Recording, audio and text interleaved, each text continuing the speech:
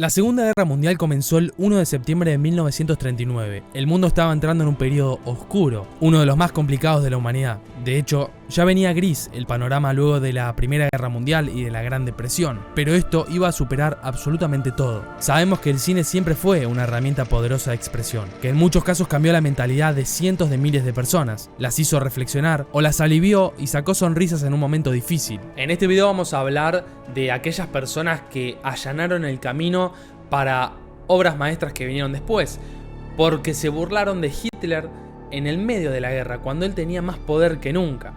Rompieron los límites y eso hizo que la industria crezca, por así decirlo. En este video vamos a hablar de personas que se jugaron todo para transmitir un mensaje y le salió bastante bien. Quédate hasta el final, empecemos.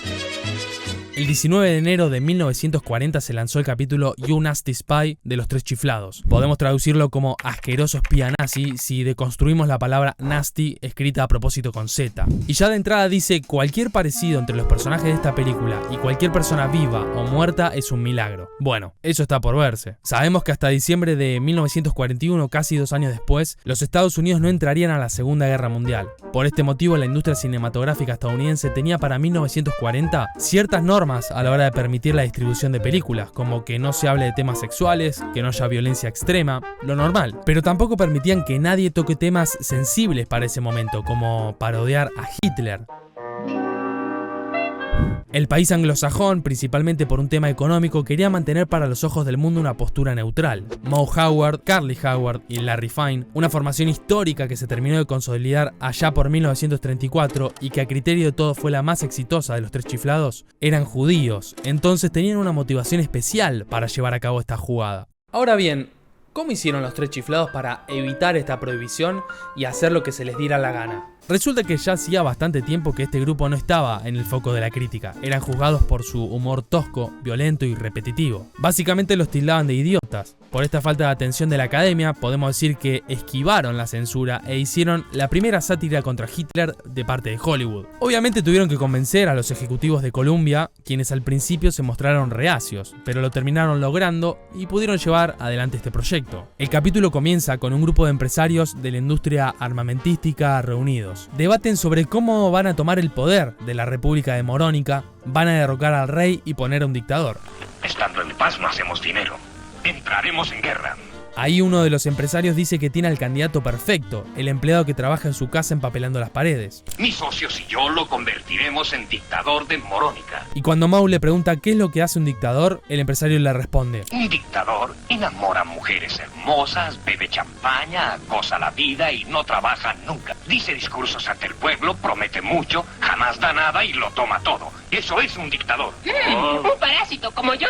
Ahí Moe, mientras piensa, se le pega un pedazo de cinta en la mano y sin darse cuenta se hace el bigotín tan particular del Führer. Increíble lo parecido que Moe era a Hitler, como también lo era Chaplin, que como sabemos algunos meses después lanzó su película El Gran Dictador, la cual fue un éxito total y se convirtió en una de las mejores películas de todos los tiempos.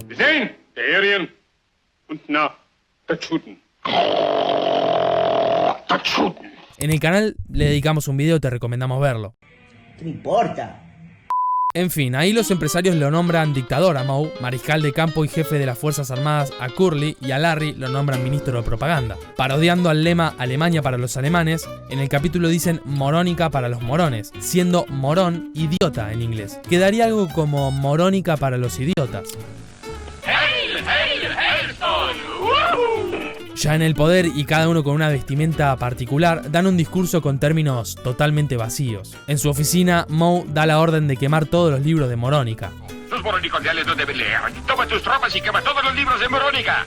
Mi libretita roja no. Después de enviar a una persona a un campo de concentración por el simple hecho de tener una gallina, entra a su oficina una espía, pero la atrapan y llaman a las tropas de Tormenta. Cuando Curly iba a matarla, ella lo engaña y se escapa. Moe se vuelve medio loco y tira un alemán sin sentido, similar a lo que haría Chaplin en El Gran Dictador. Después entra la nueva secretaria para avisarle que estaban los delegados de la mesa redonda y se ponen a bailar ahí nomás. Con los delegados se arma tremenda trifulca y se golpean al mejor estilo Tres Chiflados.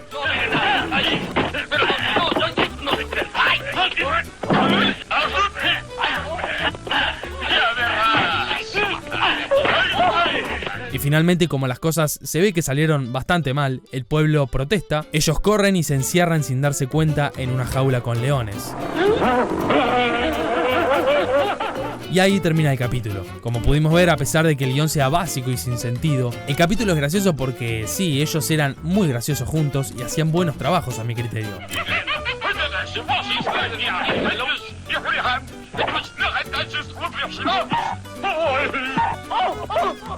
Este corto es una notoria burla al ascenso de Hitler al poder porque pensemos que acá hay empresarios que eligen a dedo a los más tontos de Morónica para terminar con la paz, por así decirlo, y favorecer a la industria de las armas.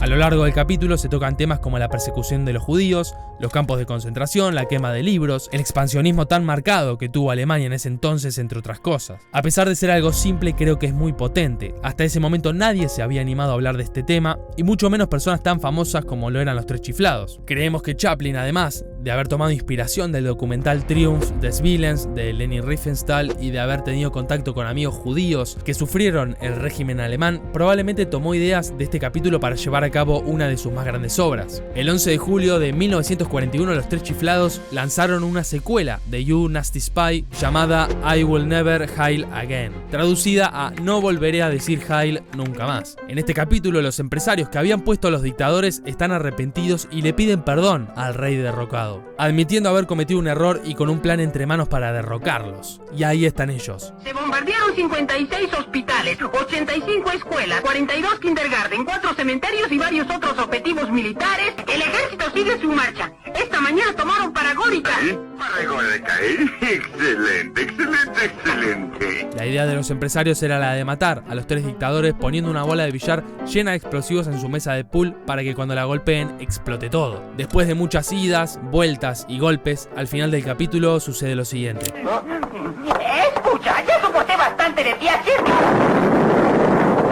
A los Tres Chiflados hacer estos capítulos les cayó como anillo al dedo, ya que, al igual que Chaplin, siempre representaron al trabajador y mostraron la aristocracia de la manera más burlona posible. Ni hablar de la figura de Moe, quien siempre fue el líder del grupo, como también el más agresivo e inteligente. Y como mencionamos antes, su parecido físico con Hitler era tremendo. You Nasty Spy fue un éxito tras su lanzamiento. Incluso se dice que a Roosevelt le encantó y se lo mostró al mismísimo Winston Churchill. En la taquilla fue un éxito total debido al interés y misterio que generaba la figura de Adolf Hitler en ese momento y también a la popularidad de los Tres Chiflados. Los espectadores los elogiaron por atreverse a tocar estos temas y tratar de suavizarlos, por así decirlo, desmitificando la figura del Führer. Pero por otro lado, esto mismo fue objeto de críticas, ya que para algunas personas tratar un tema tan delicado de esta manera era una falta de respeto para quienes estaban sufriendo el régimen nazi. En cuanto a la repercusión en las potencias del eje, el cortometraje fue censurado, se prohibió su proyección lógicamente.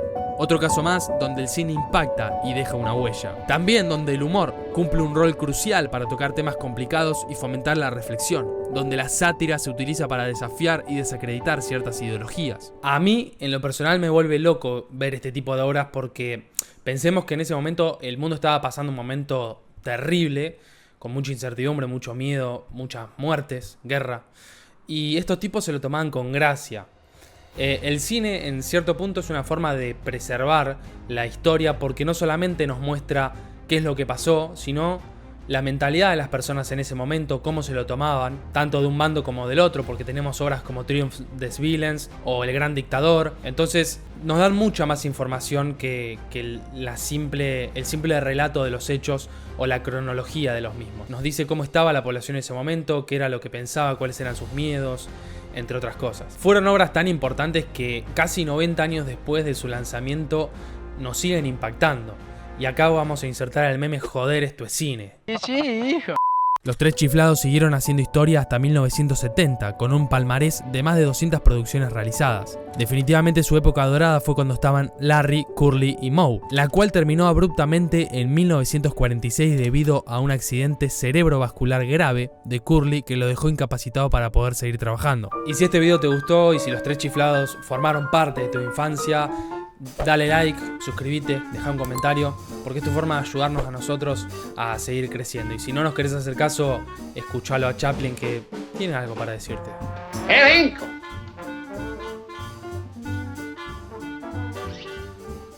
Herring, why do you waste my time like this? Hasta la próxima.